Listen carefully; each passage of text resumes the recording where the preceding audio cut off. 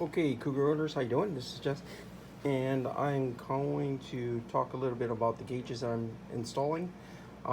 These are Dakota gauges, Dakota Digital, and these gauges are essentially the gauge pack that you'd buy for the Mustang. However, if you have a Cougar, there's going to be extensive modification done to the bezels. So I'm going to walk you through what I did in order to have them fit, and so far it's I'm not going to say it's extensive, but there is a considerable amount of modification that you have to do in order to make these fit so they look factory. So I'm going to walk through exactly what I did. I'm pretty much at the end here, so I'm not going to have to jump around.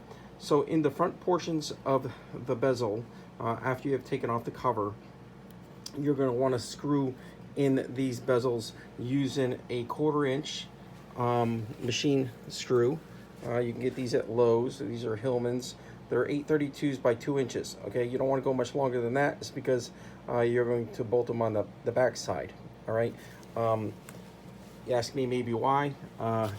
This is what Dakota Digital gave me. They gave me basically something that you screw into plastic, but there's no nut at the end, and you're going to use that. However, I could not do that is because essentially it would not let me screw into anything. The bezels on the Cougars are considerably different than the Mustangs, and these portions here are deeper, allowing you to screw into them. The engineering behind the gauge pack was really for Mustang, not Cougar. However, the gauges themselves are pretty much similar size, but to walk through the modifications, here we go. So in order to get these in, obviously you have the 2 screws.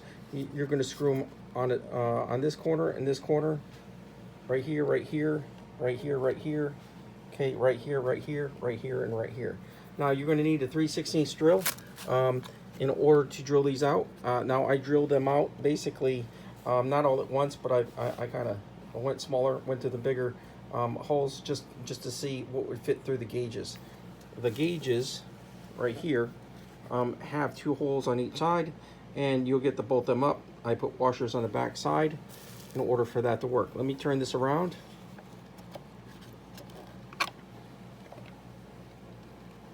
And here you go, here's the back side.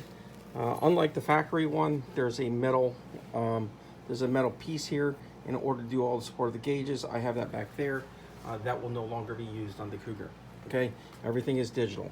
So how did I get them to fit here? As you can see, I have the bolts coming through, and I got they're almost essentially flush. Now the blinkers is the second piece of this, and I'll get to that in another video, but this is how the gauges fit. Now inside here you will see that you had lips. You're going to have to shave those lips off, essentially either file them, or you can use a Dremel to shave these off all around. All 3 of them have to go down and all of these gauges. Okay, that will give you the clearance, the proper amount of clearance for these gauges to sit flush in the bezel. The next thing that you have to think about is all the gauges will fit in their stock configuration using the bolts, with the exception of the temp gauge. Now the temp gauge goes all the way to the right, and this actually plugs into here like this, and the situation is here. Right on this corner right here, there is a piece that is used to screw that metal piece that I just showed you. This piece right here will get in the way. In addition, you can see a small casting mark right here. Well, up here there's another one that I had to grind down. The reason why you have to grind that down is because this gauge, when you put it in here, will hit this side here and will not give you the clearance to get to the hole.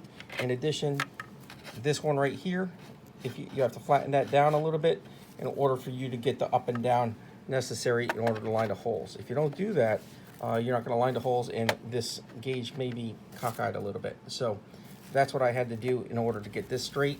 I will screw it in, and everything will be all straight. I can plug everything in, and then on to the next piece is dealing with the high beam and the blinkers. I'm going to try to get to the stock configuration as much as possible.